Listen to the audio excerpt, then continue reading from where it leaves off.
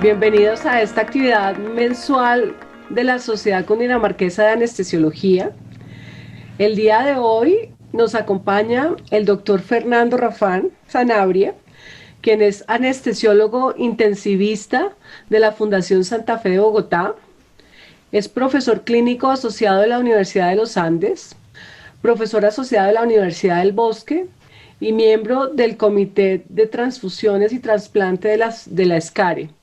El doctor Rafán va a compartir con nosotros el día de hoy el tema sobre coagulopatía y COVID-19, un reto para el anestesiólogo.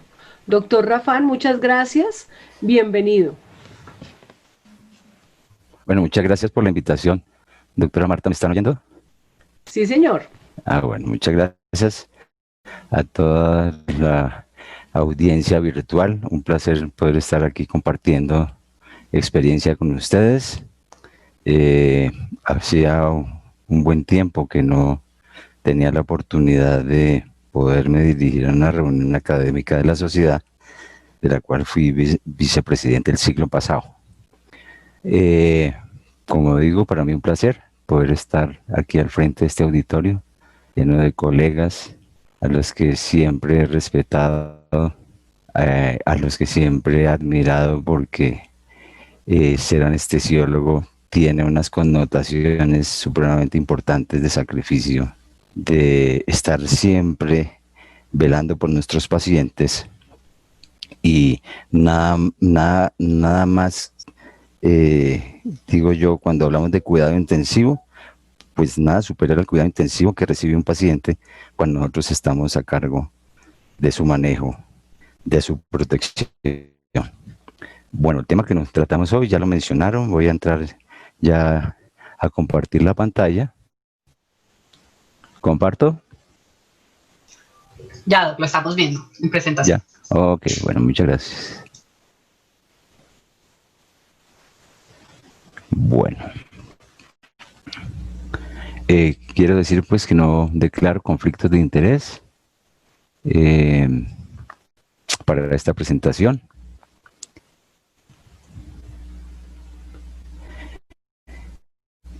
De manera anecdótica, les quiero comentar que yo tengo tres sobrinas.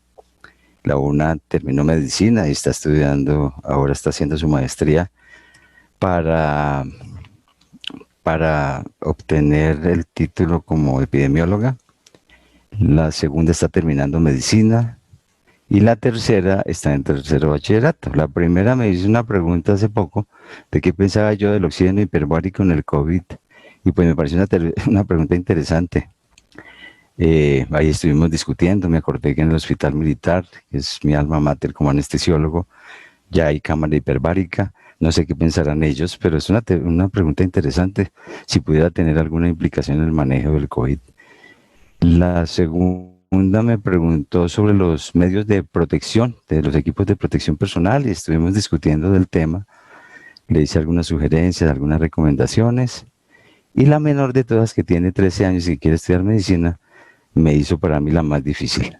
Y me preguntó que si ese bicho, sí, que se mata fácilmente en 20 segundos con jabón y con el lavado adecuado de las manos o con alcohol, ¿por qué provocaba tantas lesiones y tantas muertes en los pacientes? Y fue difícil contestarle.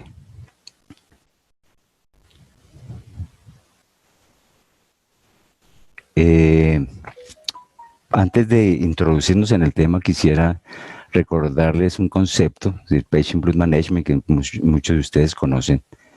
Y las expresiones de estos importantes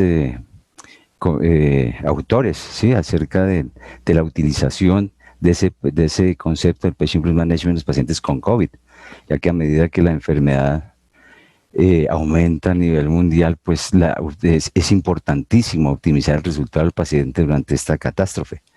Y que los principios del manejo del Patient Blood Management, que son 3 pilares básicamente, son estrategias fundamentales para poder mejorar los resultados de los pacientes, y se les debe dar una alta prioridad en esta situación de crisis, con 3 pilares básicos: optimización del volumen sanguíneo,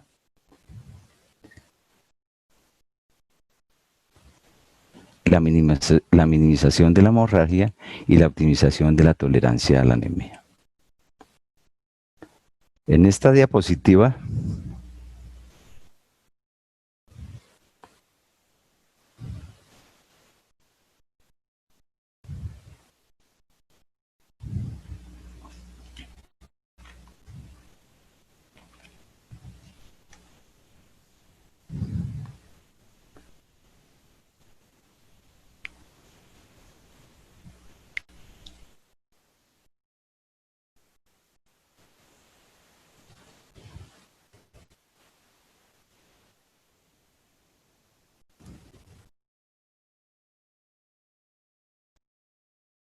vamos a ver, bueno, se está adelantando la presentación.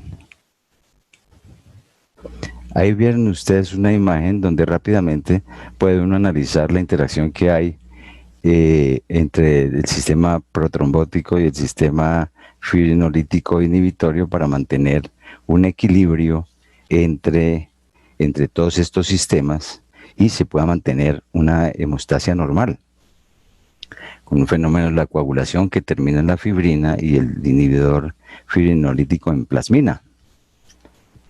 Esta es la representación esquemática del famoso coronavirus que nos tiene hoy aquí reunidos. Pues este elemento, este virus, coronavirus, tiene, o mejor, utiliza el receptor AC2 para poder, por un proceso endocítico, ingresar a nuestros sistemas. Tiene 4 proteínas básicamente: la que le da la forma, que es la de los espículos, la proteína que conforma la envoltura, la membrana glicoproteínica, la proteína nucleocapsida y el RNA. Pues coronavirus entra gracias a los receptores AC2 que se expresan tanto en los pulmones como en el corazón, en los riñones, en diversos sistemas de la economía del intestino, y con especial capacidad de llegar a las células endoteliales. Cuando este virus ancla al receptor AC2 y penetra, entonces allá viene la nueva síntesis proteicas con réplica del RNA y la formación de nuevos virones.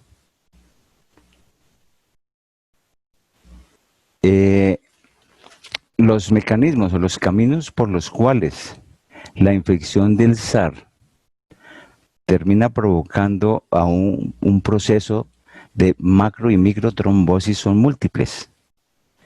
Hay una respuesta inflamatoria exagerada, hay una tormenta de citoquinas, hay una activación leucocitaria tanto a este nivel como a nivel endotelial. De las plaquetas, también una activación importante de las plaquetas, recordando que las plaquetas no solamente tienen una actividad, digamos, una protrombótica, sino que también favorece la cicatrización, el crecimiento, y también tiene unas propiedades antiviral. Se ha demostrado que tiene propiedades viricidas, especialmente por una sustancia que provocan las plaquetas, que se llaman la trombosidina. Pero las plaquetas, cuando ya captan los virus y lo destruyen, el sistema inmunológico ataca también las plaquetas, y por eso muchas veces hay trombocitopenia. La activación leucocitaria también provoca una activación endotelial, y aquí vemos, por ejemplo, cómo esa respuesta hace que el glicocáliz se afecte. Y ustedes saben que el glico, que es una glicoproteína, este glicocáliz protege al endotelio gracias a la acción que hay también con la antitrombina, previniendo la trombosis. Pero este glicocáliz, acompañado de la disminución de antitrombina, pues daña el endotelio, facilita la activación por diversos mediadores, los heparinoides circulantes pierden su efecto y ya hay un daño endotelial celular que termina con la formación de trombos que mencioné. Hay también una vasoconstricción hipóxica y los efectos propios del virus hace que se genere una activación celular con muchas veces pues muerte celular. Entonces hay un proceso de apoptosis y de homicidio celular.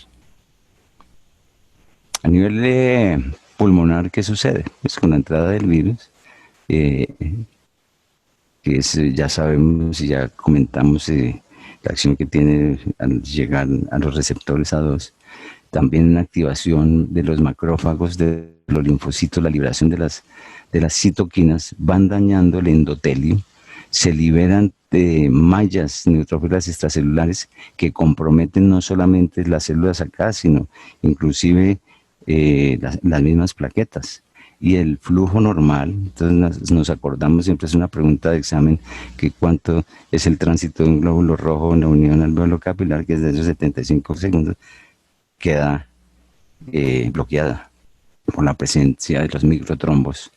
Además, el sistema pulmonar, los alveolos son tiene una capacidad alta fibrinolítica y por eso se liberan grandes cantidades de dímero D que se expresan en las mediciones diarias. Y finalmente, la piedra angular de la coagulopatía severa está en el endotelio. Ya dijimos, un hit, un golpe de injuria, una liberación más o menos moderada, leve de catecolaminas. A medida que la injuria se incrementa, las catecolaminas del mismo modo lo hacen, y de la activación endotelial pasamos a un daño endotelial, y si esto progresa, pues una fuga capilar con una extrema actividad inflamatoria y del mismo modo una extrema liberación de catecolaminas. Tenemos tres fases en las tres vías de ataque en la forma como evoluciona la COVID-19. En este eje la gravedad y en este eje las fases. Primero una infección temprana, la fase viral, luego viene la segunda fase, a medida que va incrementando y con la activación de la inflamación, pues también se va activando la coagulopatía. La fase viral inicial empieza con los síntomas, usualmente fiebre, tos seca, dolor, a lo que ya estamos acostumbrados a oír y ver, pérdida del gusto olfato, lesiones en piel, conjuntivas, etc. En la segunda fase, dificultad para respirar, ya hay hipoxemia, la hipoxemia entre comillas feliz, donde el paciente puede estar sin mayor dificultad respiratoria, pero con una hipoxemia que puede producir inclusive muertes súbitas. Y finalmente, y vamos viendo cómo la coagulopatía va progresando de la mano con la inflamación, llegamos a la fase 3, con distrés respiratorio, el síndrome inflamatorio clásico y el shock, fallo cardíaco, fallo multiorgánico, eventos cerebrovasculares, etc. En resumen, la hipercoagulabilidad por COVID-19 tiene estos probables mecanismos en esta cadena que empieza con la replicación y muerte celular, el daño a niveles de alveolares, musculares, endoteliales, cardíacos, etc., con la gran explosión de citoquinas y la expresión del factor tisular que activa el proceso de coagulación en sus tres fases de iniciación,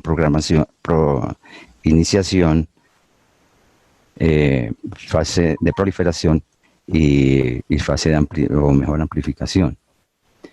La primera fase, iniciación, luego propagación y por último amplificación. Con una gran tormenta de citoquinas, la expresión de los DAMPs y de la interleuquina 6, daño ricocalis que mencioné al comienzo, activación de la hemostasia, factor tisular, que nuevamente se expresa con las fosfoserinas, sobreexpresión de la trombina y la fibrina con hiperactividad plaquetaria y fibrinolisis, y la aparición de un fenotipo COVID de CID, que no es clásicamente la coagulación intravascular diseminada a la que estábamos acostumbrados, sino que hay otras formas, especialmente la trombótica, y por eso se habla ya de un nuevo fenotipo de coagulación intravascular diseminada, o mejor de coagulopatías, ¿no? De coagulopatías inducidas, que puede ser la coagulopatía inducida por trauma, la coagulopatía inducida por la sepsis y un nuevo fenotipo, la coagulopatía inducida por el COVID. Para terminar, con fenómenos de isquemia, hemorragia, lesión endotelial, microtrombosis, falla multiorgánica y, en el peor de los casos, la muerte. Estas son las tres diferencias entre estas tres coagulopatías de la CID normal, la coagulopatía inducida por sepsis, la coagulopatía asociada al COVID, donde usualmente el recuento de plaquetas está bajo en la primera, ligeramente bajo en la segunda y casi siempre, sí, la gran mayoría de las veces, o hay trombocitosis o los rangos se encuentran por encima de las 100.000 plaquetas. En la CID marcada elevación del TPA, ligero en la sepsis y más o menos estable en la enfermedad asociada al COVID. Hay ligera elevación del INR y el TP, en la CID es marcado, en la sepsis moderadamente, pocos cambios en la inducida por coronavirus.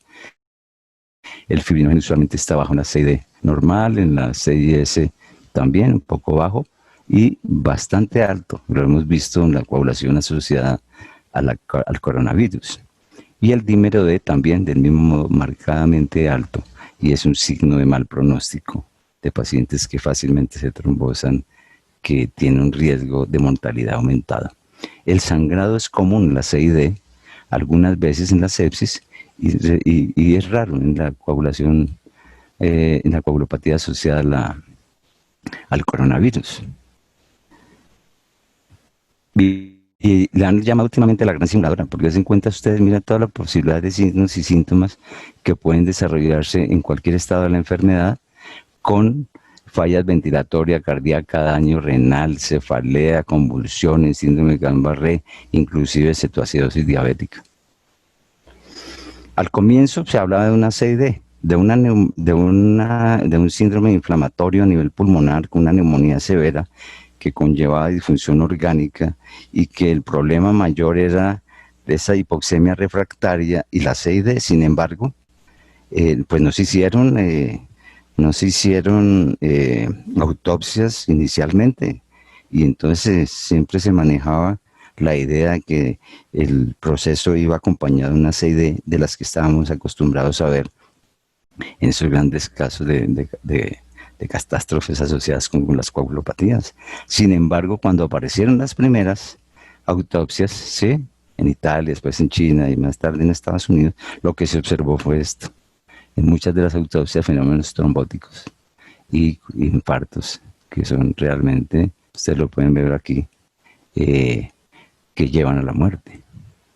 Aquí hay otra anatomía patológica donde se ve la hepatización de los pulmones, las lesiones necróticas en el corazón, del mismo modo los trombos en este lado de la diapositiva. Y desde el punto de vista de la microscopía electrónica, pues yo veo, a mí me parecen ambas como iguales, pero bueno, lo que dicen los que leen, dice que esta es una arquitectura normal, ¿sí? Y aquí en la nueva hay nuevos vasos en la parte de abajo cuando hay una distorsión ya realmente sustancial, con formación de nuevos vasos sanguíneos por angiogénesis intususceptiva. ¿Cuáles son los marcadores de severidad en COVID-19? Pues todos estos son potenciales marcadores, pero resaltamos los que están aquí como primer dato, la linfopenia. La linfopenia es un marcador de severidad. El conteo plaquetario no es mucho, pero cuando baja, cuando hay trombocitopenia, es un marcador de severidad. El PT a veces se lee, otras veces no, pero el dímero D sí definitivamente, la mayoría de los estudios resaltan la importancia de la medición periódica del dímero D, ya que es un factor pronóstico importante. Por el lado de los biomarcadores inflamatorios, especialmente la ferritina y la interleuquina 6. En esta diapositiva podemos ver la correlación que hay o la asociación que hay entre la interleuquina 6 como una expresión del proceso inflamatorio contra el fibrinógeno, y vemos que hay una correlación directa entre los dos, hablando de un patrón procoagulante en este tipo de enfermedad. Este trabajo del British Journal de Hematology en abril habla del riesgo de tromboembólico y la necesidad de una terapia anticoagulante, y esto aparece más, ya empiezan a aparecer a finales de marzo y abril las recomendaciones, ¿sí? Sugieren que todos los pacientes hospitalizados deben recibir tromboprofilaxis o anticoagulación de intensidad terapéutica completa si tal indicación es necesaria. Y aquí vemos estos hallazgos en los TAC que hacen relación a esos cambios asociados a la patología pulmonar por esta enfermedad. Aparecen otros trabajos. Este es un trabajo que reporta la hipercoagulabilidad en pacientes en cuidado intensivo. Evalúa este estado de hipercoagulabilidad con tromboelastografía. Debido a los antecedentes desde el punto de vista del uso de la tromboelastografía, especialmente en poblaciones con trauma, sobre todo el trauma severo, en pacientes con sepsis, de cómo la tromboelastografía podría detectar estados protrombóticos, evalúan el uso de la tromboelastografía para detectar estos estados de hipercoagulabilidad, y los datos confirman que la mayoría de los pacientes, buen número de pacientes, pues presentan valores compatibles con estados de protrombóticos desde la perspectiva de la actividad enzimática, se llama hipercoagulabilidad enzimática, como la hipercoagulabilidad celular o mixta, con una disminución de la actividad fibrinolítica. Y ellos concluyen que los resultados en esta corte de pacientes no son consistentes con una DIC aguda, como normalmente está descrita, sino que apoyan la hipercoagulabilidad junto a un estado inflamatorio severo. Los chinos traen muy buena, pues también bibliografía. Ellos pues fueron los primeros en tener la enfermedad y pues rápidamente empezaron a exportar los hallazgos que estaban ocurriendo frente a esta enfermedad en su población. Y hay este trabajo de abril también. La recomendación dice que los test viscoelásticos deben ser recomendados junto con los test convencionales para evaluar la severidad de la disfunción de la coagulación, y que la tromboelastografía tiene unos datos bien importantes. Puede hacer un mapeo plaquetario para analizar la función plaquetaria, y que, a diferencia de los otros exámenes de rutina, sí puede determinar un monitoreo de la actividad fibrinolítica. Y la recomendación 8 dice que la relación entre el R, C, esto es para realzar la posibilidad que tiene la tromboelastografía para monitorizar la dosis de heparina no fraccionada, porque se han encontrado, hay varios estudios donde no hay una buena correlación entre la actividad anti-10A y las dosis que reciben los pacientes de heparina y los efectos tromboelastográficos. Este es uno que está tibio, creo que este es el de octubre de este año, tal vez, donde habla de los resultados de la tromboelastográficos en pacientes con coronavirus, y ellos encontraron que la mitad de los pacientes admitidos a la unidad de cuidado intensivo desarrollaban trombosis clínicamente significativa y con un cuadro de hipercoagulabilidad que no se podían demostrar con los exámenes convencionales de la coagulación. Este es una corte en este hospital, en Baylor College of Medicine, y aquí lo que ellos muestran es que todos los pacientes se les hizo admisión a cuidado intensivo, y de entrada les hacían test de tromboelastografía con heparinasa, y todos pues eran manejados de entrada con enoxaparina o heparina no fraccionada. Eran 21 pacientes donde tuvieron una mortalidad del 10% que ocurrieron como actividad eléctrica sin pulso después de un inicio de hipertensión pulmonar, muy probablemente por un cuadro de tromboembolismo pulmonar agudo. En este trabajo, pues, recuento nuevamente que no hubo cambios diferentes o estadísticamente significativos en cuanto a la NR, el PT, el PTT, o alteraciones plaquetarias cuando se comparaban los pacientes que recibían 2 eventos o tenían 2 o menos eventos trombóticos versus los pacientes que sí tenían más de 2. Ellos encuentran específicamente un estado hipercoagulable innato con una sensibilidad del 100% y un valor predictivo negativo del 100% en esta población.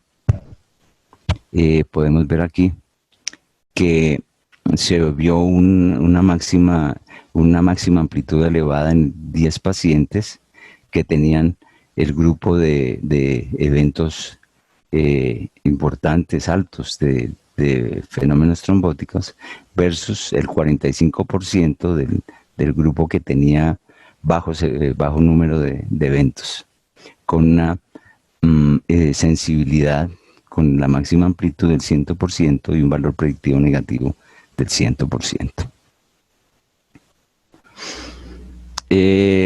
Estuve viendo el trabajo de Mortos, el que acabamos de analizar, y le escribí una carta a este grupo de Mortus y Rosenthal, donde les digo lo que está aquí escrito. Dice: yo también he visto, como ustedes, un número muy importante de pacientes con estado de hipercoagulabilidad que me impresionó por trombolastografía, y me gustaría saber cómo ellos cómo recibieron o cuál era la dosis que recibían, cómo recibían la dosis de heparina bajo peso molecular, cuántos de heparina no fraccionada en cada grupo y la mortalidad asociada, ya que esta mortalidad, si está asociada con estos 2 parámetros, no estaba incluida en el artículo.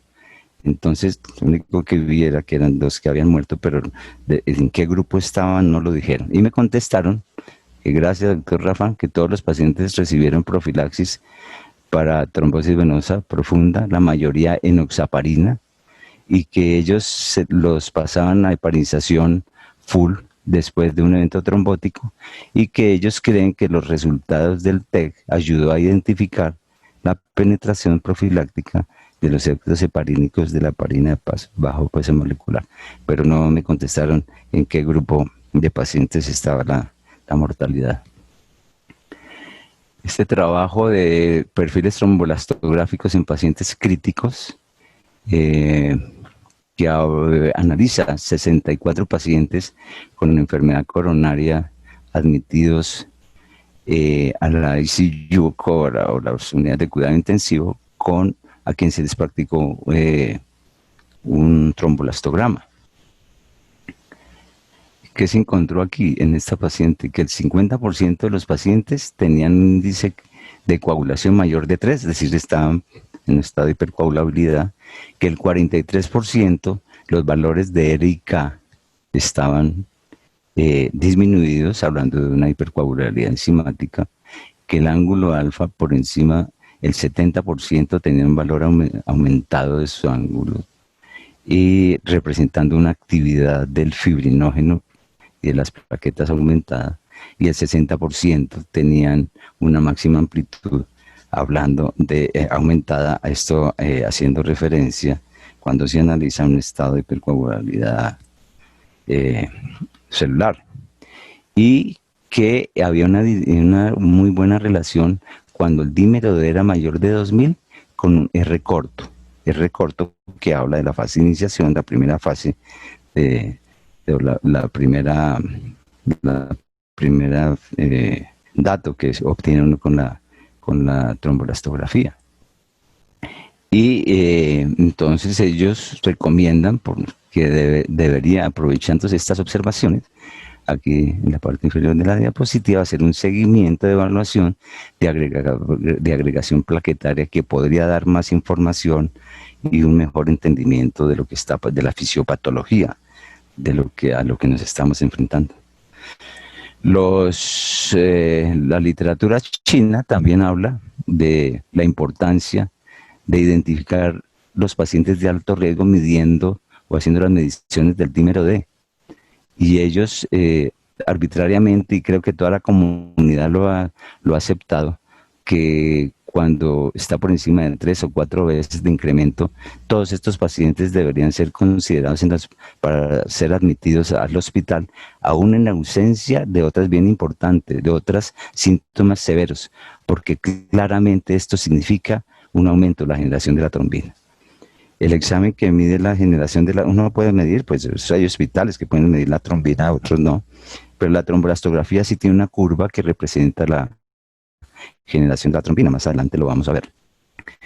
Aquí tenemos un trombolastograma. Esta es la representación de un trombolastograma de paciente que, si ustedes lo ven, es un paciente que está hipercoagulable.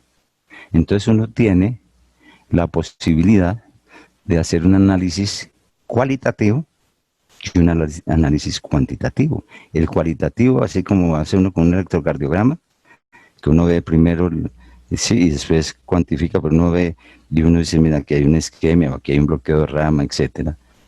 Y ya lo analiza, ¿no? Que el QT está prolongado, etcétera, y hace un análisis, no, este tiene un bloqueo de rama, este tiene un proceso en la cara inferior, etcétera, también cualitativo. Entonces usted puede medir la P, el QRS, etcétera.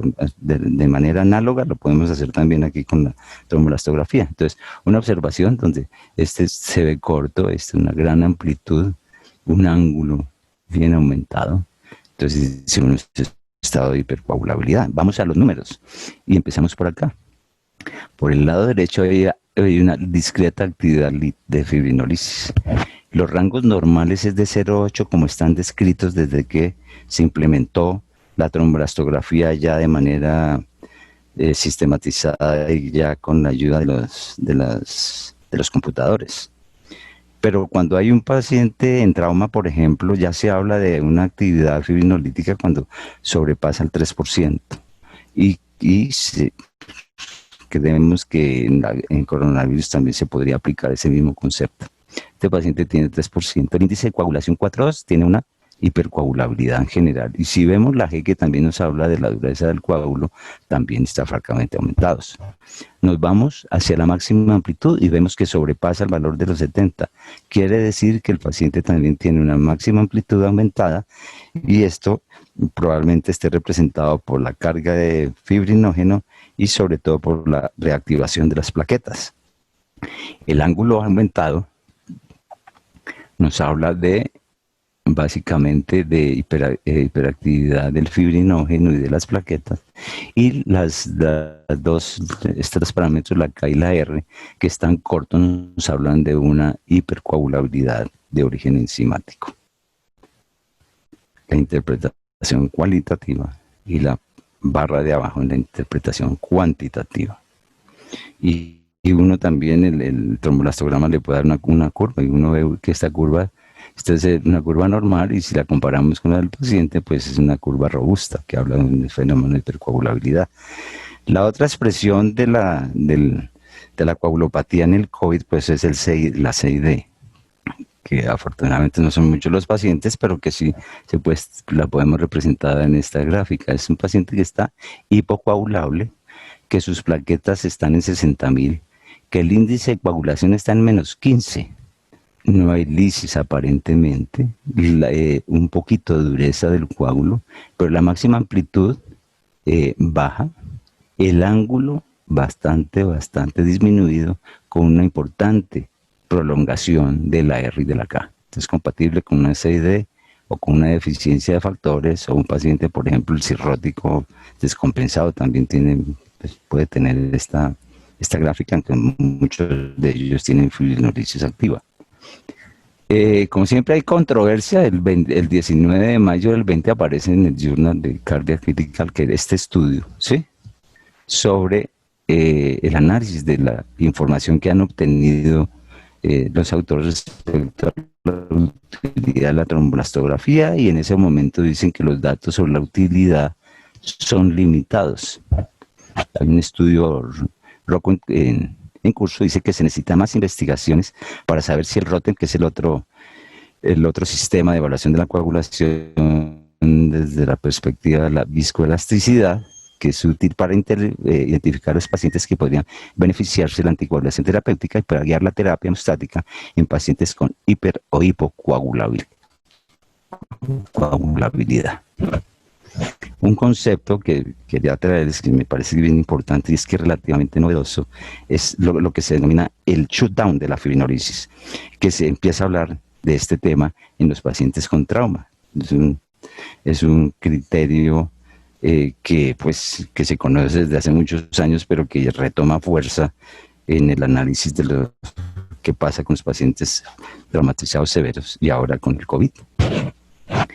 Se dice que el shutdown de la fibrinolisis parece que tiene un componente genético, así como en la sepsis, el shock séptico se presenta en una población específica y con un insulto más o menos parecido. Hay unos pacientes que entran en shock séptico, refractario, shock séptico, otros no, apenas en respuestas inflamatorias, se compensan relativamente rápido y que también podría estar mediado genéticamente.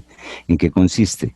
Normalmente el sistema de hemostasia pues incluye, como dije al comienzo, un sistema procoagulante y al mismo tiempo se van activando un sistema de fibrinolisis inhibitorio. Resulta que puede haber una actividad fibrinolítica inicial, pero luego se apaga, que se apaga la fibrinolisis, y eso se ha encontrado en estudios de trauma que aumenta la mortalidad. ¿Cómo se diagnostica desde el punto de vista tromboelastográfico? Porque el porcentaje de lisis del coágulo es 0 a los 15 minutos y a los 30. Entonces apareció este trabajo del shutdown de la fibrinolisis en una correlación con eventos tromboembólicos en infecciones severas. Son los pacientes que se admiten a la unidad de cuidado intensivo a quienes se le hacen el análisis tromboelastográfico y se hacen las pruebas convencionales de la coagulación, ¿no? Dímero D, el PT, el PTT, etc. Y se analizan 44 pacientes. ¿Qué se observa? El shutdown de la fibrinolisis se correlaciona con eventos tromboembólicos en la infección severa.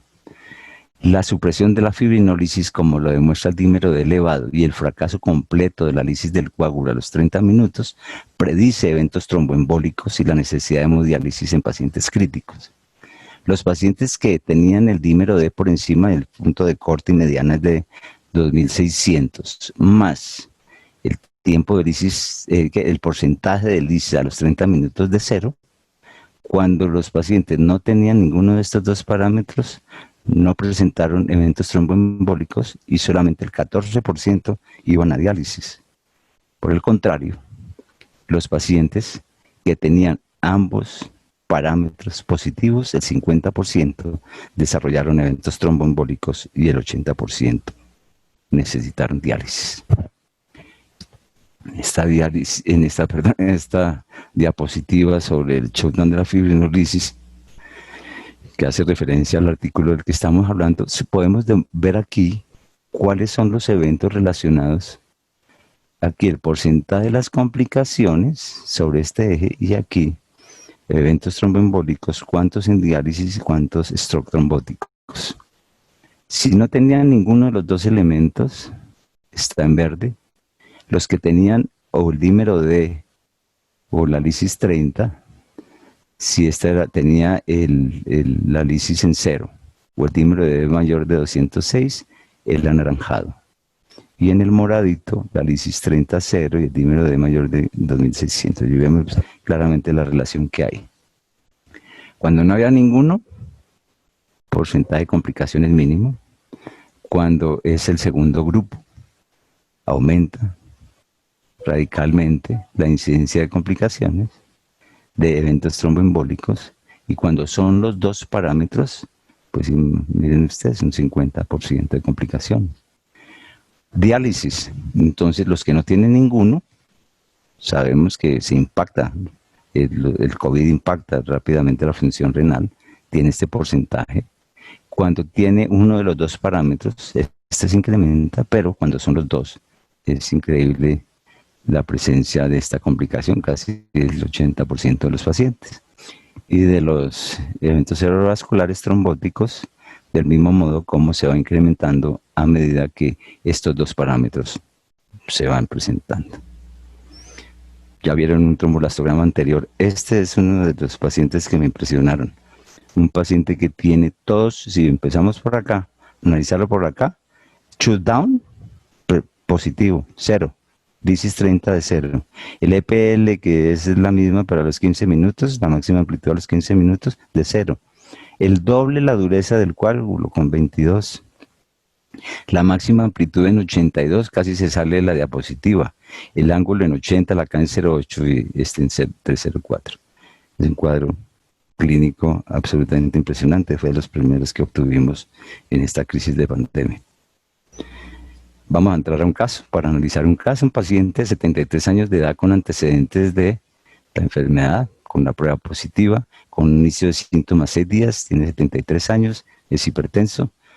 La clasificación es grave, 10 puntos, con una dificultad respiratoria, hipoxemia severa, con una placa de tórax con infiltrados bilaterales, lo que le da una mortalidad aproximada del 50%. Perdón. El dímero D en 12.000, el fibrinógeno en 661 son los criterios de severidad, la creatina en 1.35 que habla de disfunción renal y la ferritina también como expresión del fenómeno inflamatorio tan severo que presentan los pacientes de 635 y algunos con hiperglicemia. Este paciente que no era diabético tenía 170.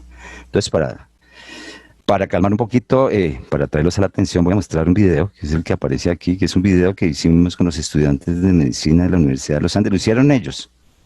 Yo apenas les di algunas ideas y lo presentaron en el Congreso Colombiano de Anestesiología y obtuvieron un premio. Entonces, viene a continuación.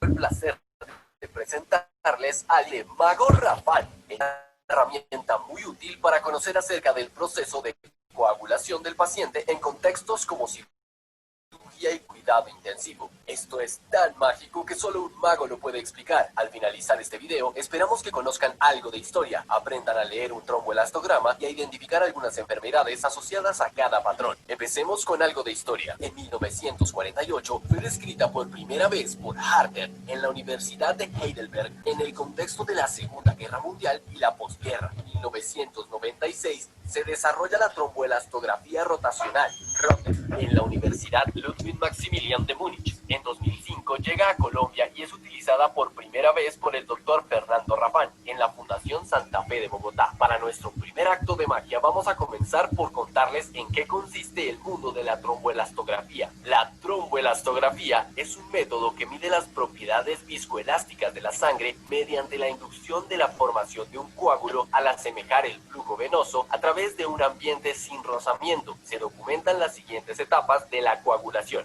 formación de la fibrina, retracción del coágulo, agregación plaquetaria, lisis del coágulo. ¿Y cómo se hace? Para este truco necesitaremos a un voluntario de salas de cirugía. Nuestro voluntario nos ayudará a aparecer una máquina de tromboelastografía. Para encender la máquina debemos presionar el botón verde. En la pantalla observamos la calibración de la temperatura de cada canal y sobre el segmento de color blanco se colocan las muestras dentro de cada copa. Esta se aproxima al canal y se acciona la palanca metálica girándola hacia la derecha. Por último, se acciona el botón de encendido del motor. Primero, se extraen 0.36 milímetros de una muestra de sangre del paciente. Después, se depositan en dos copas diferentes, graduadas a la temperatura del paciente, una copa de color blanco que contiene un agente activador kaolin una arcilla derivada del mineral caolinita y otra copa de color azul que contiene heparinasa. En ambas copas se encuentra un pin que está suspendido sobre la sangre depositada y se conecta por su extremo distal a una guía o cable de torsión que lo hace girar. A continuación, la muestra se lleva a un proceso de rotación y oscilación a 4 grados 45 minutos a una tasa de 6 veces por minuto para mimetizar el flujo sanguíneo natural in vivo y activar la cascada de coagulación. ¿Ven? Es tan fácil como sacar un conejo de un sombrero. ¿Y qué es lo que vemos en la pantalla? La R indica el tiempo desde el inicio de la prueba hasta la formación de fibrina inicial y representa la presencia de factores de coagulación. La K evidencia la dinámica y el tiempo de formación del coágulo, desde la formación de fibrina hasta la máxima fuerza de torsión del coágulo. El ángulo alfa muestra la velocidad de formación del coágulo. La amplitud máxima refleja la fuerza máxima del coágulo, la cual depende del número y función de las plaquetas. Al minuto 60 representa la estabilidad del coágulo. El porcentaje de lisis LY30 refleja la estabilidad del coágulo. G, firmeza del coágulo, representa la firmeza del coágulo. Por último, el IC, índice de coagulación, valora el estado de coagulación global. Ahora, con lo que hemos aprendido y con un poco de magia, vamos a ver cómo aplicamos la teoría en la práctica. Acompáñenme. Caso 1. Paciente masculino de 60 años quien ingresa para reemplazo de válvula aórtica secundario a insuficiencia aórtica diagnosticada hace 10 años. No presenta antecedentes de importancia. ¿Qué forma tendrá el tromboelastograma de este paciente y qué partes se verán modificadas? Caso 2. Paciente femenina de 52 años de edad quien ingresa a cirugía programada de colecistectomía. Hace 6 meses presentó un episodio de trombosis venosa profunda posterior a un reemplazo de rodilla y durante su estadía cursó con un tromboembolismo pulmonar. Se dejó anticoagulación con warfarina.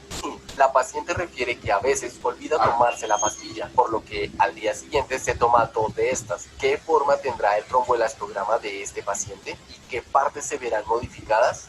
Caso 3. Paciente masculino de 22 años quien ingresa al servicio de urgencias por accidente automovilístico en calidad de motociclista. Al ingreso presenta Glasgow de 9/15, taquicardia e hipotensión concorde con un estado de shock hemorrágico. Es reanimado con 8 litros de lactato de Ringer a chorro, llevado a salas de cirugía por sospecha de fractura de pelvis. ¿Qué forma tendrá el tromboelastograma de este paciente? ¿Qué partes se verán modificadas? Para comunicarte con nosotros, escríbenos a tromboelastografiamagica@gmail.com.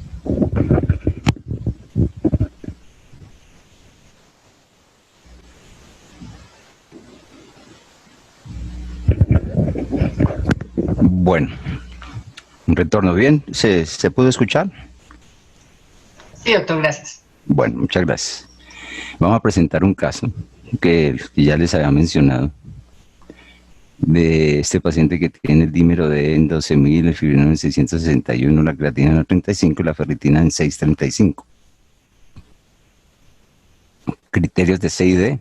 Entonces, si aplicamos los criterios de C y D de la Sociedad Internacional de Trombosis y Hemostasia, vemos que el paciente tiene una enfermedad subsistente, le da un punto acá, fallo orgánico debido a trombosis, un punto aquí, un fuerte incremento del producto de degradación, los recuentos plaquetarios están por encima de 100.000, así que no le da ningún puntaje, la puntuación es 4, la CID es dudosa y no da ninguna advertencia.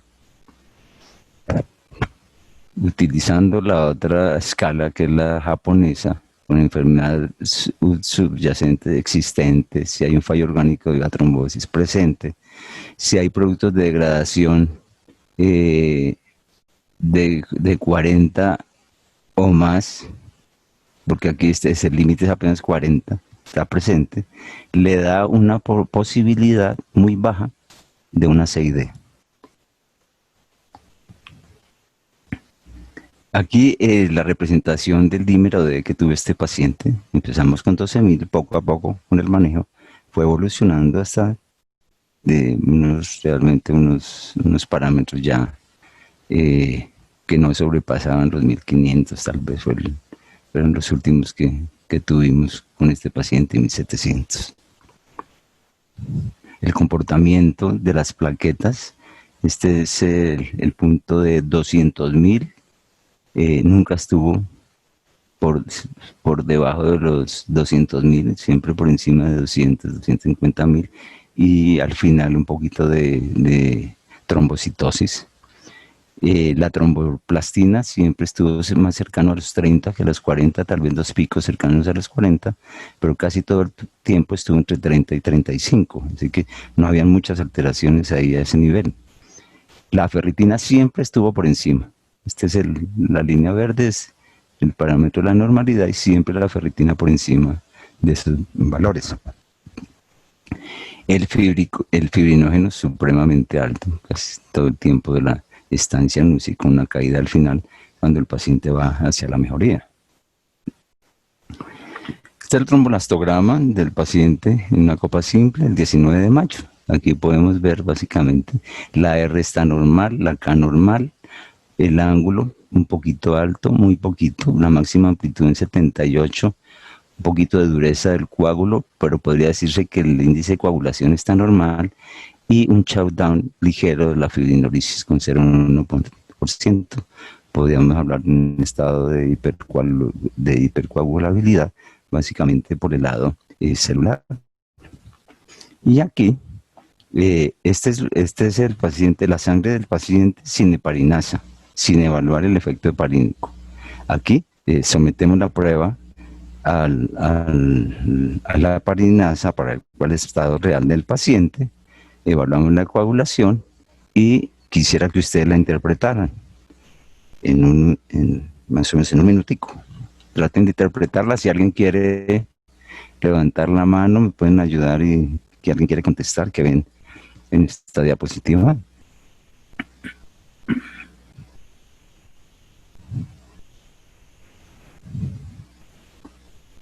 ¿Alguno de los asistentes?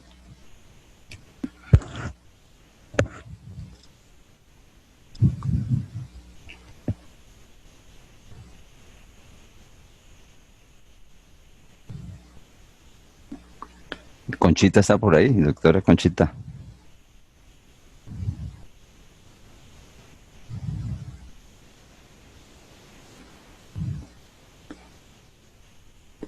María Teresa García, ¿qué opina María Teresa?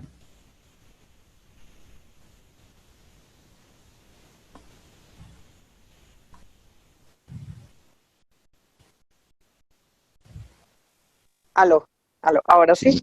Sí, María Teresa, cuéntanos. Ya, es que estaba tratando. Buenas noches.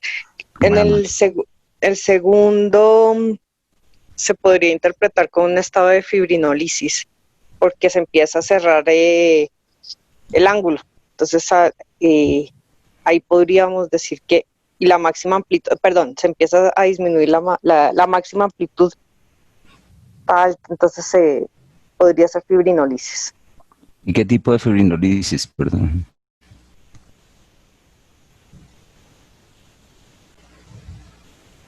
¿Primaria o secundaria?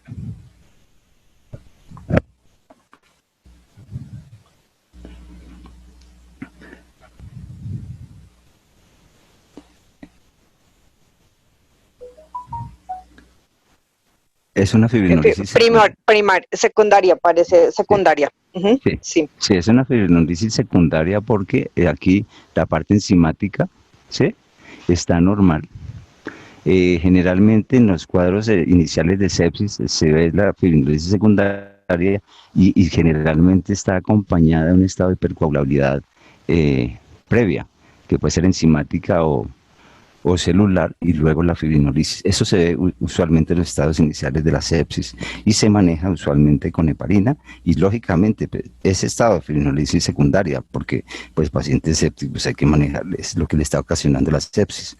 Pero si este paciente presenta un estado de fibrinolisis secundaria, el paciente se le empezó heparina. Aquí mostramos en ese paciente una curva de generación de trombina, donde vemos que esto que tiene como un 30% en la rata de generación de la trombina de incremento, y con una generación de trombitos también elevado, lo que habla de un estado de exceso de formación de coágulos de trombina, con un paciente que está hipercoagulable. Entonces el 19 de mayo tenemos este trombolastograma. La R está en 6, la K en 1.2, el ángulo en 74 grados, la máxima amplitud en 78, la G en 17, el ISIS 30 de 0,1%. Esta es una copa simple del 19 de mayo. Entonces, el 26 de mayo volvemos y hacemos un trombolastograma. El paciente sigue con intubación, no ha presentado fenómeno trombótico aparente, la creatinina se mantiene un poco elevada y entonces vemos en este paciente que la R está normal, la K normal, elevación del ángulo un poquito, la máxima amplitud también y un aumento en la dureza.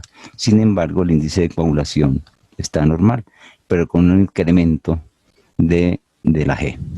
Es algo de hipercoagulabilidad. Y básicamente enzimática no es, sino probablemente por el aumento de fibrinógeno que tiene el paciente, ¿no? Que está por en 600, y una hiperreactividad plaquetaria también. Está la curva de generación de trombina del 19 y la del 26 de mayo, donde vemos que hay una disminución de los parámetros, un poquito de disminución, es decir, que está un poquito mejor. Este paciente está un poquito mejor, aunque sigue algo de hipercoagulabilidad, pero está un poco mejor. Entonces hay una disminución de la hipercoagulabilidad, como vemos aquí arriba. Entonces el 26 de mayo, lo que acabamos de anotar, un poquito de coagulabilidad, y hacemos una el 29 de mayo. El 29 de mayo aparece. ¿Qué sugieren de este manejo según este paciente? Lo que vemos ahí. ¿Qué estamos viendo cuando comparamos esta con esta? ¿Qué llama la atención? Entonces tómense un poquito de tiempo.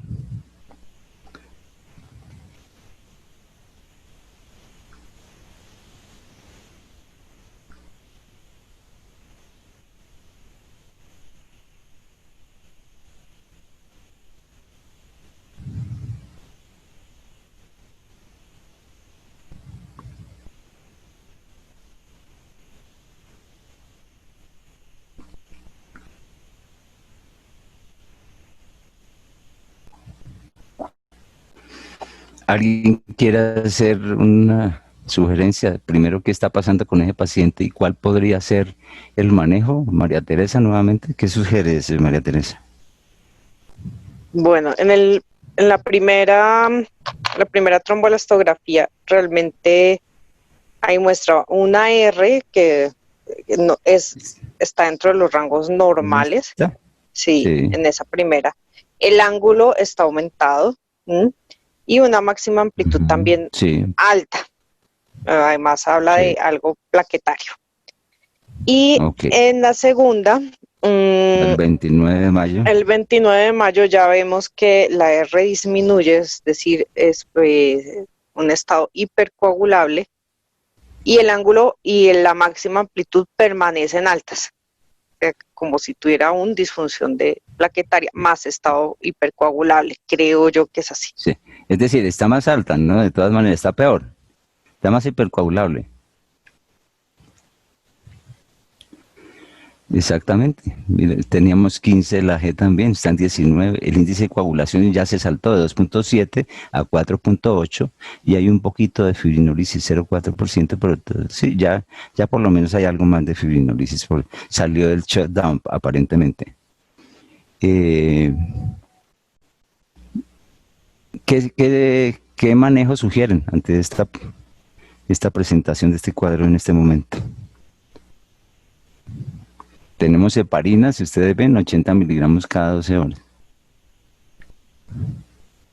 ¿Qué podemos hacer con este paciente desde la perspectiva del trastorno de la coagulación?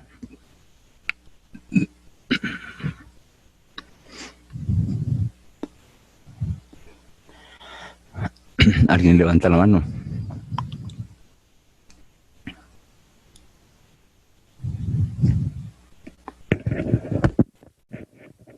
¿Me están oyendo? ¿Me oyen? Sí, Doc, lo escuchamos. Sí. Alguien que quiera levantar la mano y opinar. Le decimos otra vez a la doctora María Teresa que nos ayude.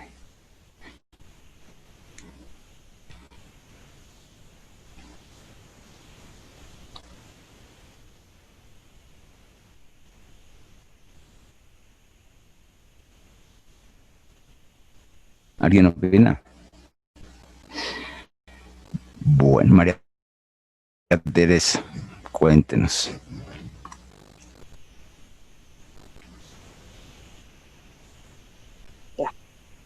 Ahora sí con el micrófono casi no Escuchamos, se puede. María. Bueno, además de la anticoagulación, es heparina, creería que es heparina de bajo peso molecular, 1 miligramo kilo. Sí, es heparina de bajo peso molecular. Sí. No sé si se podría poner también aspirineta. Bueno, entonces esta paciente que tiene heparina de bajo peso molecular, lo que hicimos fue ajustarle al peso, la dosis.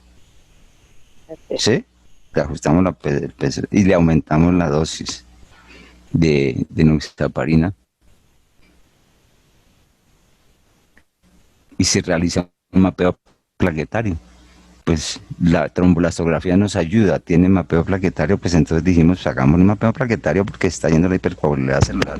A ver qué encontramos. Entonces le aumentamos la dosis y realizamos un mapeo plaquetario. Aquí el deterioro del estado hipercoagulable que tiene el paciente, como ya lo mencionamos, otra vez se sube otra vez la rata de generación máxima de trombos, los trombos también. De aquí pasa al 29, donde aquí estaba en 19 y aquí sube a 25. Entonces es un gran aumento de la liberación de trombos o de generación de trombos. La rata de generación de trombina, ¿no? Llamémoslo mejor así, está incrementada. Entonces este paciente se le aumentó la dosis de heparina, se realizó mapeo plaquetario. Y llegó un informe que lo habíamos pedido, que es un PFA 200, que es para determinar estados de agregabilidad o adhesión plaquetaria, que se ha hecho el 26 de mayo y llega en ese momento. Y ahí vemos que los dos grandes de referencia, el que analiza el colágeno EPI, ¿sí? Que es el que analiza la vía del ácido araquidónico, da 66 segundos, lo que quiere decir que se cierra rápidamente porque el rango de referencia es entre 82 y 150 segundos. Una hiperreactividad celular plaquetaria, sobre todo por esta vía, porque la del colágeno ADP se mantiene dentro de los rangos de la normalidad. Entonces, pues le pusimos aspirina, le hicimos un caso a la doctora María Teresa. Y esta es la prueba ya del mapeo plaquetario, donde vemos que el fibrinógeno según este fibrinógeno funcional, nos da 664, que está de acuerdo con el laboratorio, una gran aumento del fibrinógeno. La vía del ácido araquidónico dice que no hay inhibición, es decir, más del 100% de las plaquetas, no puedo hablar más del 100%, pero hay cero inhibición, todas están activas en estado de hipercoagulabilidad enzima celular. Y la vía, aquí sí la vía del ácido del ADP también muestra hiperreactividad. Entonces este paciente se beneficiaba, empezamos con la dosis que tenía de heparina, se le empezó aspirina. El paciente entonces tiene con todo esto, ¿sí? Con todo esto de una gran hipercoagulabilidad enzimática y celular, ¿no? Aumentamos la dosis de heparina, le iniciamos la aspirina y este fue el resultado de los pocos días. La R está normal, la K está normal, el ángulo está normal, la máxima amplitud un poquito alta, la G de 14 que también estaba un poquito alta, ya hay un poquito más de lisis y el índice de coagulación normal. Este paciente afortunadamente progresa hacia la mejoría, 4 días después se puede extubar, queda otros días en cuidado intensivo y luego sale a la unidad intermedia y finalmente una semana después puede regresar a su casa. Este es el comportamiento, también le medimos el factor 10, el porcentaje de inhibición o la actividad mejor de anti-10A. Recuerden que la heparina de bajo peso molecular tiene más acción anti-10A que anti-2. Y vemos que no logramos del nivel que uno quisiera para estos pacientes, y es el de tener una actividad mayor de 0,8. Siempre estuvo ahí en el 0,7, 0,7 y no lo alcanzábamos. Sí, finalmente pues fue disminuyendo.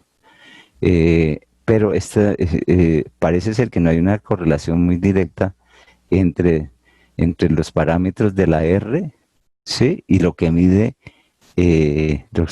como anti-10A.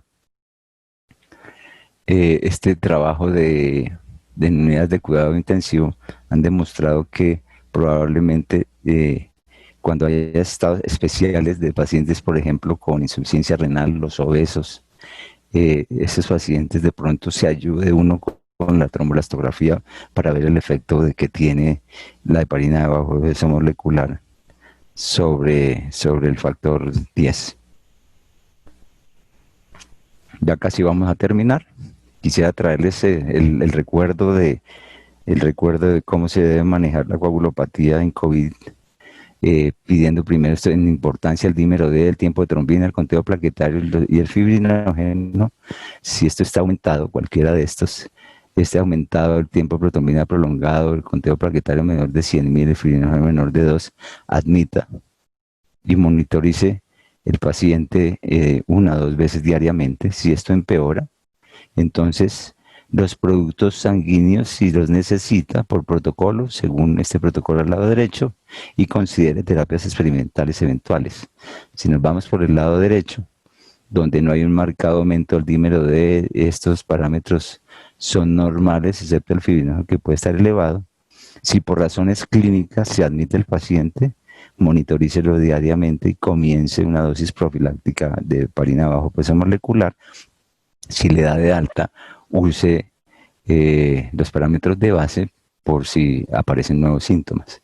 Y el manejo para el paciente que sangra o que tiene alteraciones de la coagulación, trate de mantener, si el paciente no está sangrando, las plaquetas por encima de 25.000 y mantenga en un paciente que sangre, procure plaquetas por encima de 50.000, el fibrinógeno por encima de 1.5 y el PT radio menor de 1.5. Este es de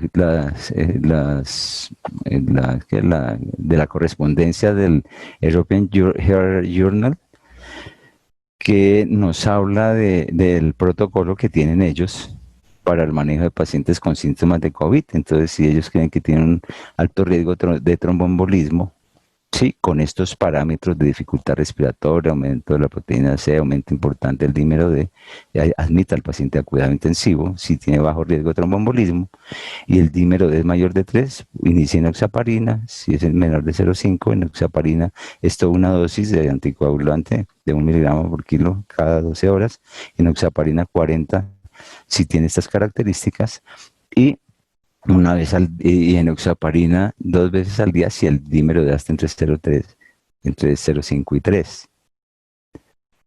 Entonces, si admitimos a cuidado intensivo, un goteo de heparina en protocolo para mantener entre 60 y 85 el PTT, y si no enoxaparina, 1 miligramo 2 veces al día o un goteo. Si la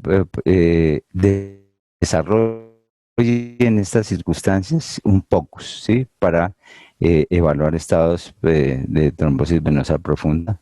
Continúe, si es positivo, la anticoagulación terapéutica, y si no, desescale la enoxaparina a 40 miligramos cada 12 horas. Y ahí hablaba de pronto la posibilidad de una terapia alternativa, una terapia experimental. Y yo siempre me estoy preguntando de si uno somete a un paciente a una plasmaféresis podría tener algún resultado. No he encontrado mucha literatura, pero me sorprendió este reporte de casos, donde tienen 3 pacientes, uno 44, otro 55, otro 64, que son admitidos a cuidado intensivo después de estos periodos de tiempo. Él empieza el día 9, por ejemplo, el inicio con fiebre, tos, dolor de garganta, y lo admiten con PCR al hospital el día 13. empieza a empeorar sin dificultad respiratoria y 2 días después le empiezan, terapia con alto flujo y por posición de cúbito prono, le empiezan el día 19 el intercambio, ¿no? La plasmaféresis. Le hacen un PCR ya a los 3 días que está negativo, sigue negativo, y el 25 ya ha recuperado su estado inflamatorio, ha recuperado su disfunción pulmonar y sale al piso 2 días después. El paciente 2, más o menos el mismo comportamiento. El día 20 el PCR le empiezan el día 20, pero ya el día siguiente ya el PCR está negativo, el 23 también, el 25 ya está apenas con cánula de oxígeno, fíos del 0,5 y 4 días para el piso. Y el tercer paciente, una mujer de 64 años también con inicio de síntomas, la admiten en el día 8, el 11 tiene el PCR positivo, el 21 le inician, hace el 19 dificultad respiratoria, le empiezan la plasmaféresis el día 21, el PCR ya es negativo y evoluciona también hacia la mejoría. Me pareció interesante el trabajo y no sé por qué no se han hecho más casos, tengo esa inquietud.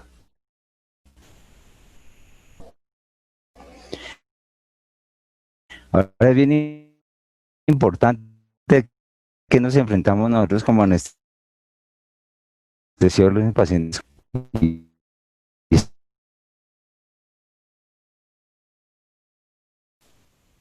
y este es el protocolo. Paciente que requiere traqueostomía y nos van a llamar, nos pasarán interconsultas, entonces uno se debe hacer estas preguntas: si el paciente está en una sala de presión negativa, si el paciente puede ir a una área de aislamiento y si es posible un transporte seguro. Si esto no es posible, considere el traslado de un paciente a una sala de presión negativa o a una área de aislamiento. Si la respuesta es sí, considere la aproximación a la cabecera del paciente. Recomendaciones generales. ¿Sí? El equipo que siempre hemos hablado de protección, preoxigena el paciente, oxigena al 100% por ahí durante 5 minutos. Idealmente, la anestesia total intravenosa, una excelente relajación neuromuscular y el utilizar una cánula no fenestrada para disminuir la aerolización.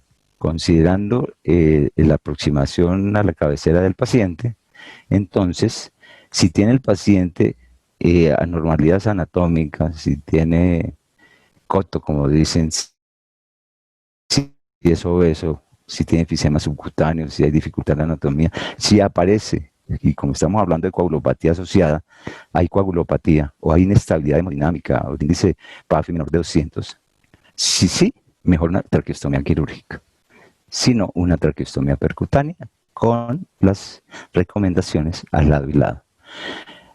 Tips para técnicos: el equipo, el más experimentado, un setting preoperatorio, minimizar la succión, pare la ventilación antes de abrir la vía aérea, comience la ventilación después de la inserción de la cánula y con el balón inflado. Una cánula suave cuando se hace percutánea, el más experto ojalá, la posición meticulosa del paciente. Vista broncoscópica, ellos hablan del broncoscopio, nosotros en la Fundación Santa Fe hablamos, pues tenemos un broncoscopio a la mano si creemos que es necesario, pero estamos utilizando el videolaringoscopio. Una técnica de un solo paso, pare la ventilación antes de hacer la dilatación, restaure la ventilación después de la inserción y esté pendiente si de pronto se requiera una intervención quirúrgica si falla. La otra cosa que es bien importante resaltar es que estos procedimientos deben ser hechos con capnografía. Otra de las cosas que hacemos pues en los pacientes, que lo hacen los intensistas, pero a veces nos toca a nosotros, es las canalizaciones venosas centrales, ¿no es cierto? Entonces estas son las recomendaciones de los bancos, de la Sociedad Americana de Bancos de Sangre respecto a cómo manejar los pacientes trombocitopénicos, ¿sí? Entonces esta es la recomendación 2. Sugiere la administración profiláctica de pacientes que requieran un catéter venoso central si está por debajo de 20.000, si no, no, siempre y cuando las otras pruebas de coagulación estén funcionando adecuadamente. En esto estamos hablando del concepto único de la trombocitopenia. Este es interesante, ¿no? Y nos damos cuenta que todas las recomendaciones son de baja evidencia, ¿no? Todas, ninguna es fuerte. Recomendación 3, todas son sugerencias. Si necesita una punción lumbar, ¿sí? Dice, ponga por lo menos para adultos, dice que mantenga las plaquetas por encima de 50.000. Nosotros como anestesiólogos pensamos que deberían ser como 70, más a las 70, 80, y eventualmente ayudarnos con una trombolastografía. Recomendación 4. Para un paciente que requiera procedimientos quirúrgicos, no neuroquirúrgicos, perdón, procedimientos mayores, las plaquetas por encima de 50.000.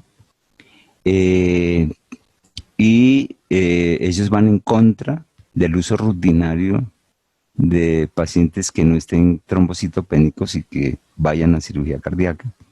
Y la recomendación 6, ellos no pueden estar ni a favor ni en contra de la terapia antiplaquetaria, ¿sí? De pacientes que tienen una hemorragia intracraneal traumática o espontánea.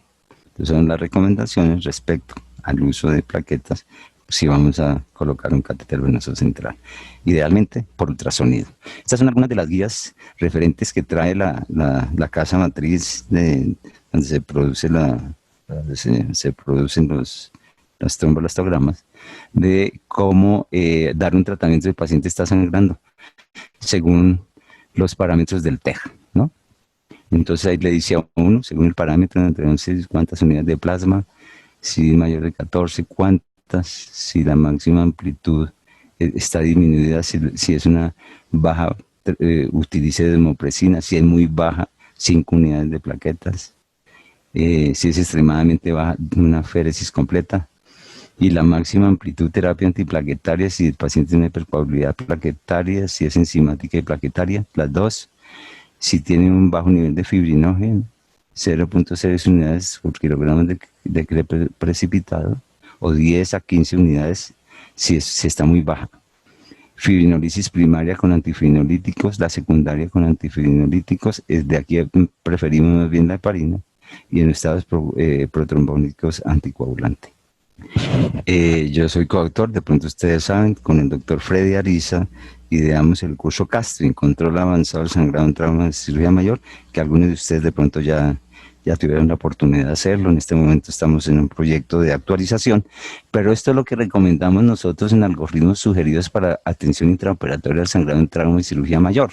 Quería recordárselas. Evaluar la temperatura, gases arteriales, calcio ionizado, masa eritrocitasa, marea plaquetal, y siempre pidan el fibrinógeno, que uno a veces se le olvida. Sí, así no tengamos trombolastograma, uno debe pedir el fibrinógeno al paciente que está sangrando de manera importante. Optimicemos las condiciones. En un paciente protrombótico, probablemente el ácido tranexámico pues, esté contraindicado. Usted debe saber que haya fibrinolisis activa real para administrar el ácido tranexámico, y trate de mantener la temperatura por encima de 35, el déficit por encima de 6, de menos 6, la saturación venosa entre 70 y 75. Recuerde que el calcio es un elemento de la coagulación bien importante.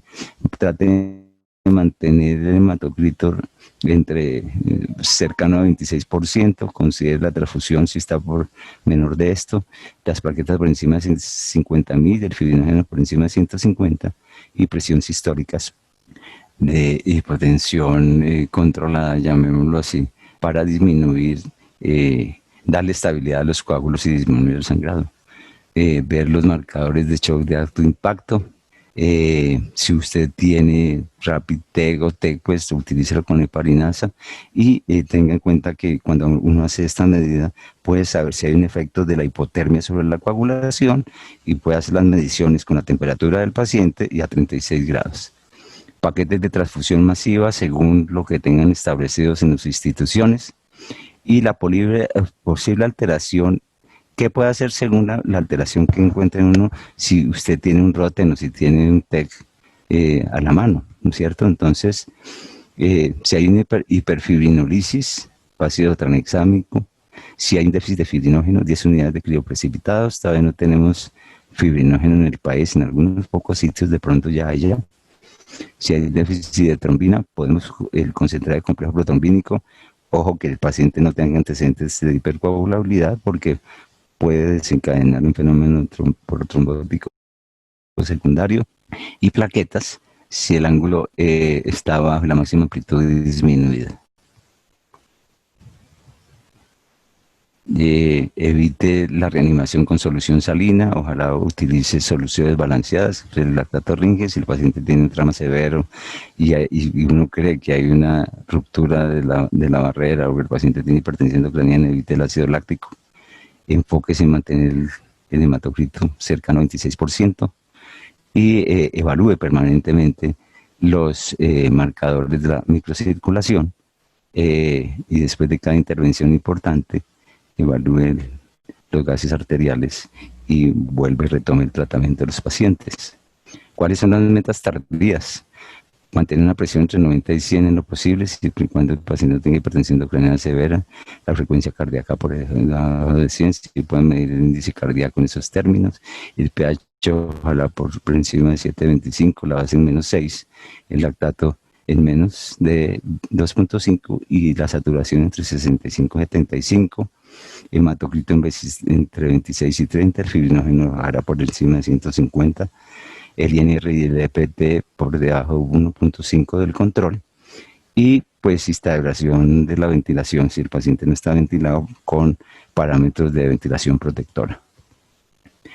La cadena de casting habla de reconocer el sangrado del paciente, qué está ocasionando el sangrado, reserve apropiadamente, reconfirme que está corriendo la reserva en el banco de sangre, solicítelos cuando crea que son necesarios, revise cuando llegue para evitar administrar la sangre que sí es al paciente que no toca, optimice el paciente y monitorice. Ya para finalizar, quiero traer a manera de conclusión estas recomendaciones, recordando algunos aspectos que cerca entre el 20 y el 50% de los pacientes tienen evidencia de alteraciones de la hemostasia por laboratorios, que la infección COVID está asociada a un fenómeno de hipercoagulabilidad y que los casos severos expresan diferentes variedades de CID y de microangiopatía trombótica, como ya lo analizamos, que muchos de los fenómenos tromboembólicos pueden enmascararse cuando el paciente tiene falla ventilatoria y condiciones de aparición de desenlaces fatales. A veces uno no puede reconocer los fenómenos trombóticos o tromboembólicos. Que hay unos fenotipos de hiperinflamación que debe tener uno estar presente, como son los pacientes obesos, los pacientes hipertensos, que tienen mayor riesgo de eventos tromboembólicos. Que los pacientes hospitalizados, la presencia de elementos de laboratorio, ya de las que hablamos, especialmente el dímero de alto, y imágenes que sugieran microtrombosis, es persistente y tiene alta mortalidad.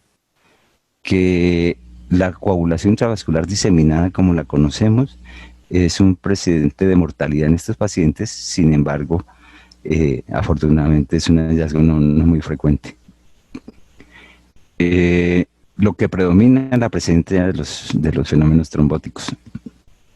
Si un paciente requiere una intervención, el sangrado durante la infección debe incluir una evaluación completa de la hemostasis y centrarse en las estrategias del concepto del Patient Blood Management. Si el paciente se hospitaliza, en principio se recomienda la tromboprofilaxis farmacológica, ajustando la dosis a la función renal y al peso de los pacientes. que los pacientes severos pues es importante estarles monitorizando los marcadores de riesgo trombótico, considerar la posibilidad de TEP en pacientes con deterioro súbito. De hecho, a veces ahí, como vimos ahí la pregunta que le hice a Mortus y a otros, que si fue una muerte relativamente súbita, en que dónde están los pacientes que se murieron, si estaban con heparina bajo posición molecular, si eran en tratamiento terapéutico o profiláctico. No se debe suspender las profilaxis antitrombótica por las alteraciones analíticas de la coagulación, excepto que haya una trombocitopenia marcada o haya sangrado activo, ni administrar hemostáticos para corregir exclusivamente los test de la hemostasia. La profilaxis antiembólica es un estándar de cuidado. La hipocoagulabilidad debe tratarse si hay expresión clínica. La anticoagulación exige elaboración de protocolos, es muy importante los protocolos para poder seguir, hacer comparaciones con otros protocolos, de ser posible, con otras instituciones, pero cuando uno trabaja con protocolos, tiene mayor riesgo de desviarse de las intervenciones y hace que el trabajo interdisciplinario sea más compacto. Debemos ser proactivos en la búsqueda de signos que indiquen trombosis. Para finalizar, en esta época del COVID, pues quisiera traer este pensamiento de Margarita Pasos, que no digas encerrado, sino protegido, no digas confinado, sino salvando vidas, no hables del fin del mundo, sino del nuevo mundo, no hables de desgracia, sino de cambio, no hables de problemas, sino oportunidades, no digas miedo, sino ten fe. Y lo que yo digo, yo no digo vejez, sino que tengo juventud acumulada. Me preguntaron que qué pensaba yo de cómo podría definir qué es lo que pasa con esta enfermedad. Me lo preguntaron en un webinar que tuve y pues se me ocurrió dar esta nueva. Sin embargo, en su forma grave, es nuestro propio organismo el que nos quema y nos consume. Se cree que esto es consecuencia de una respuesta controlada y que dicha respuesta desencadena una clase especial de coagulopatía aparentemente no vista antes. Como decía Voltaire, el famoso filósofo y abogado y escritor francés,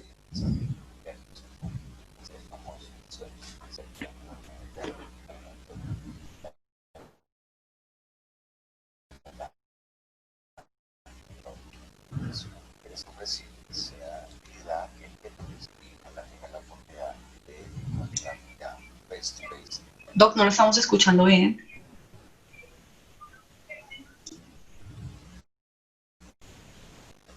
Aló. Aló. Ya, Doc. ¿Me escuchan? Sí, ahora sí.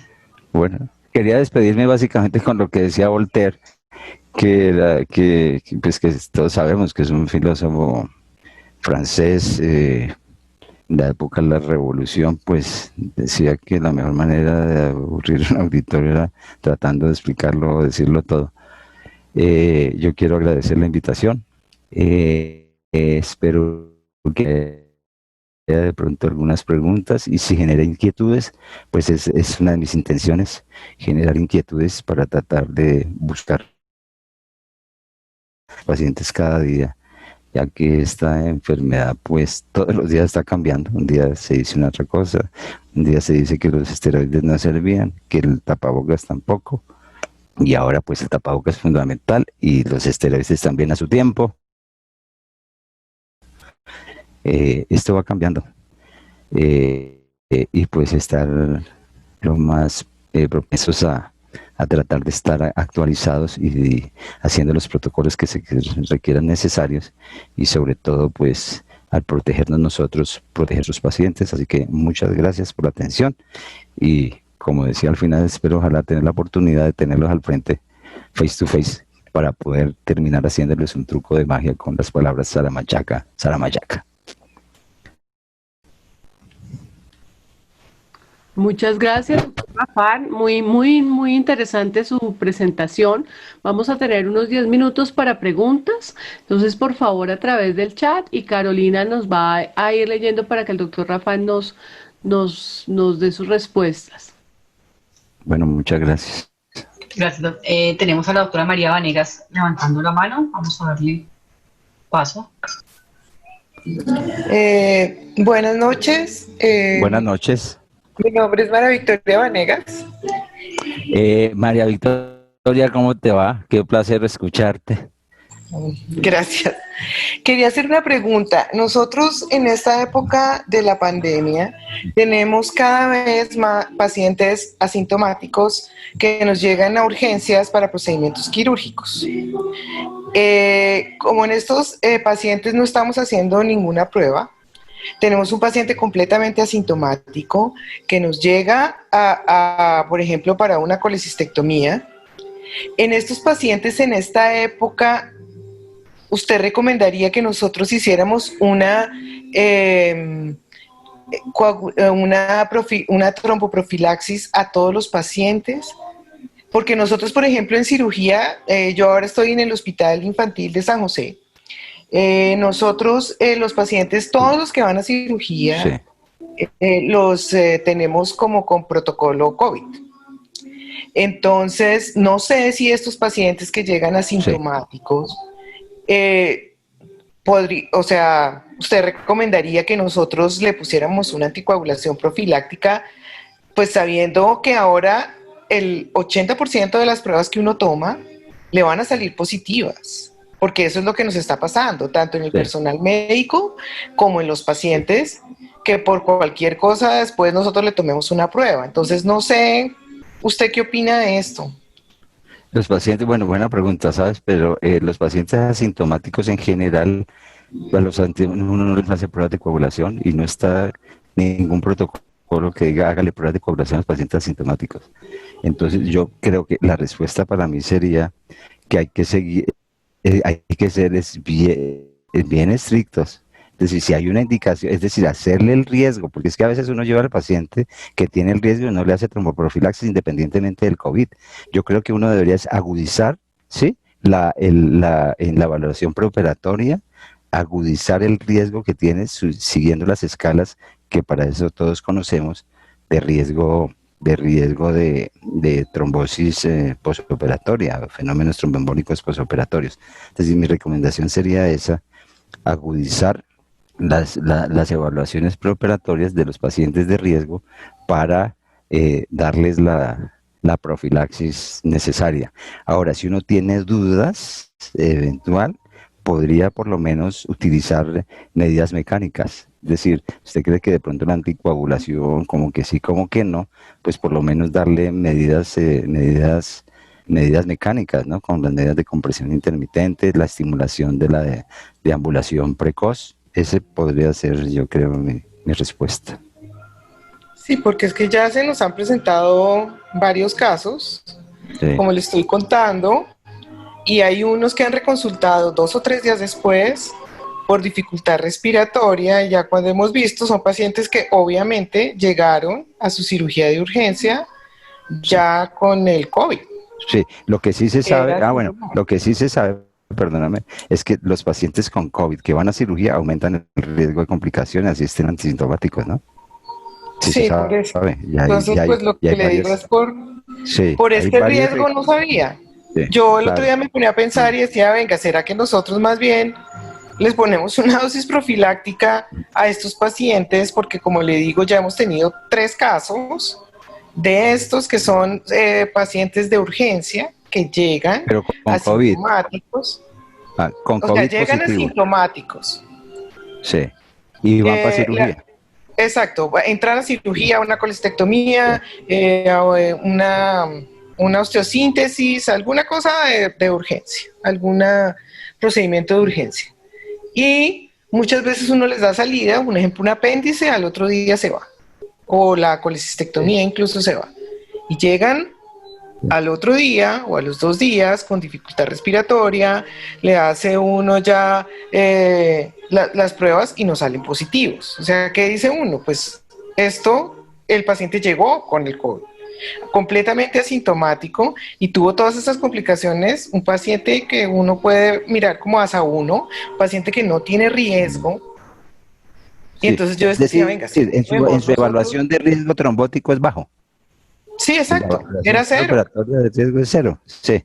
Y ese Entonces, paciente hizo el COVID y se complicó con un evento trombótico o no. y los pacientes estuvieron, uno hizo un tromboembolismo pulmonar.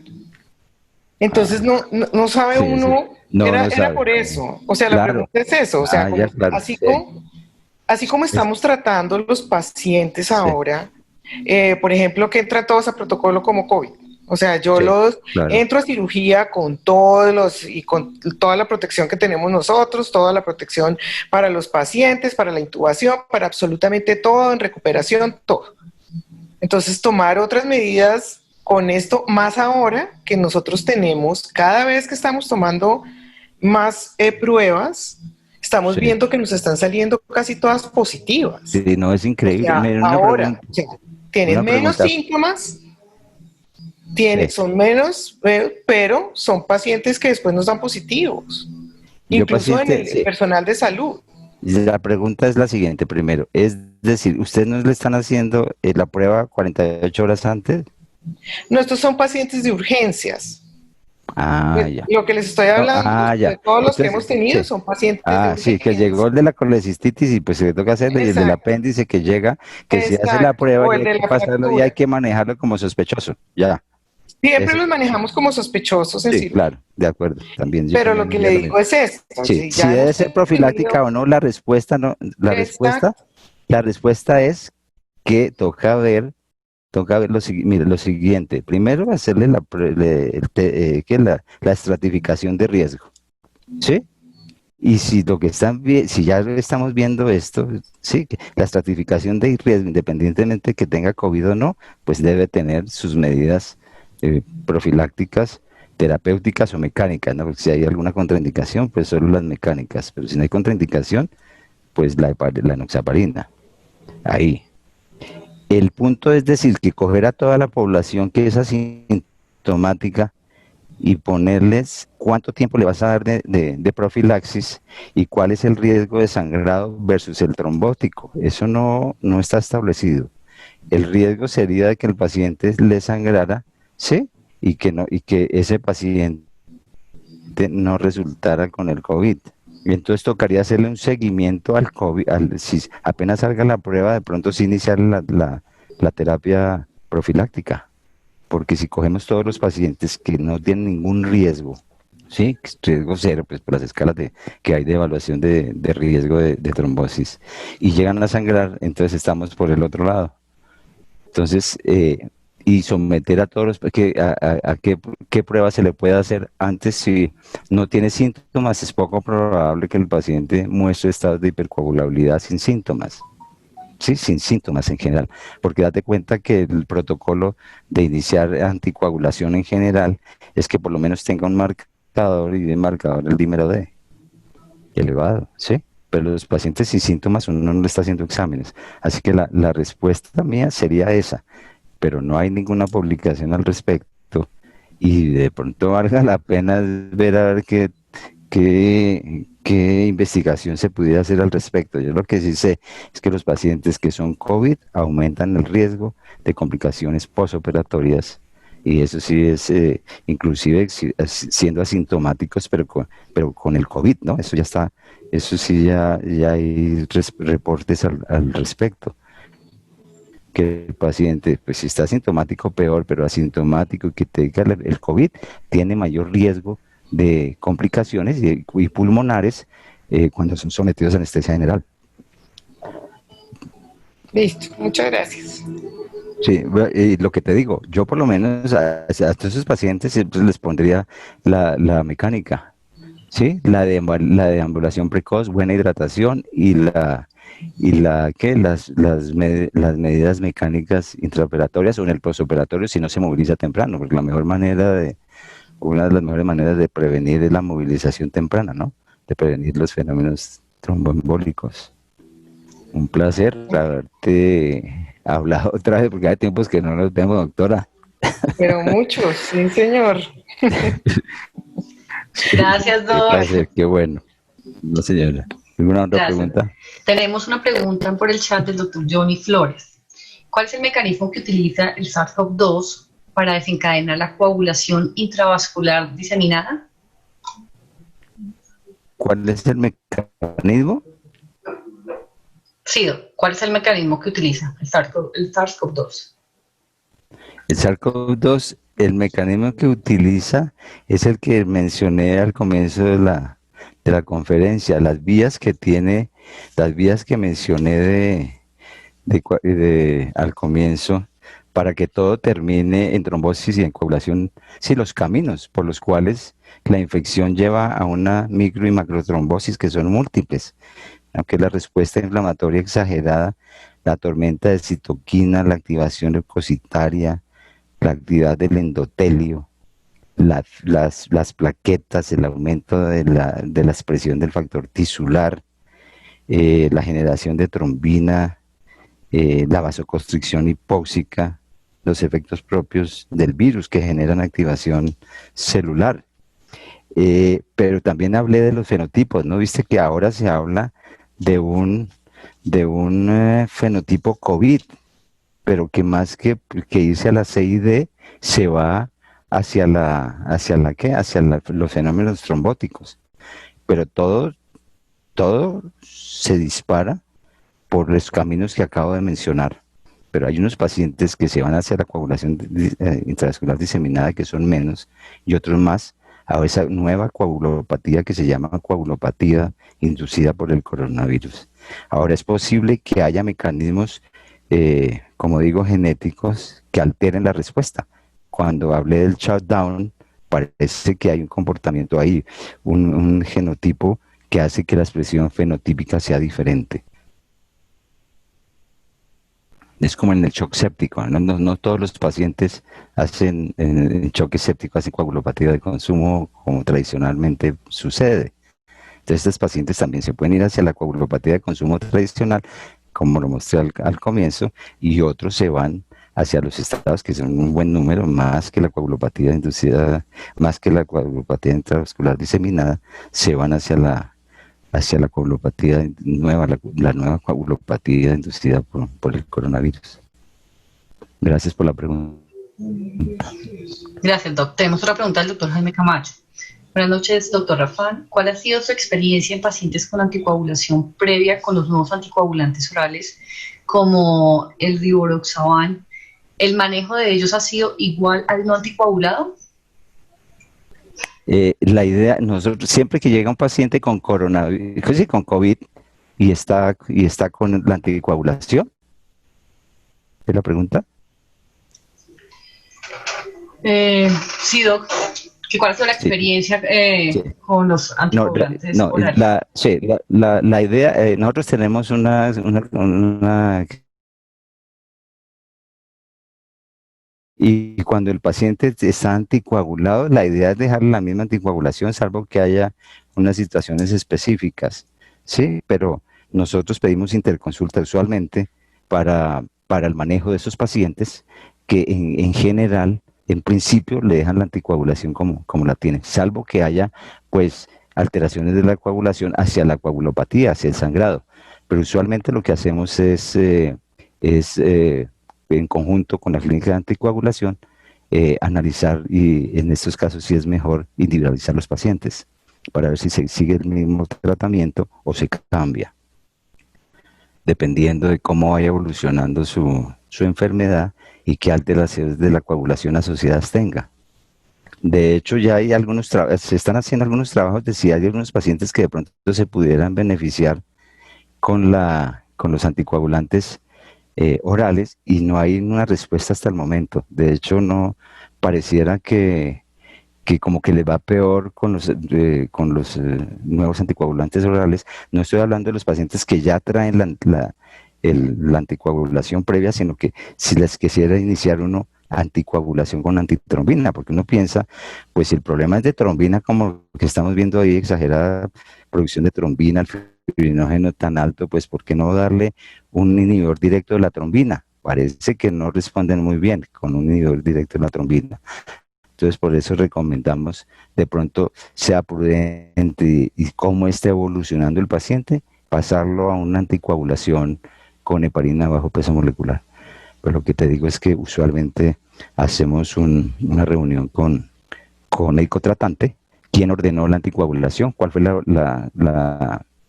la especialidad que ordenó la anticoagulación, y tenemos la clínica de anticoagulación para analizar esos casos específicamente.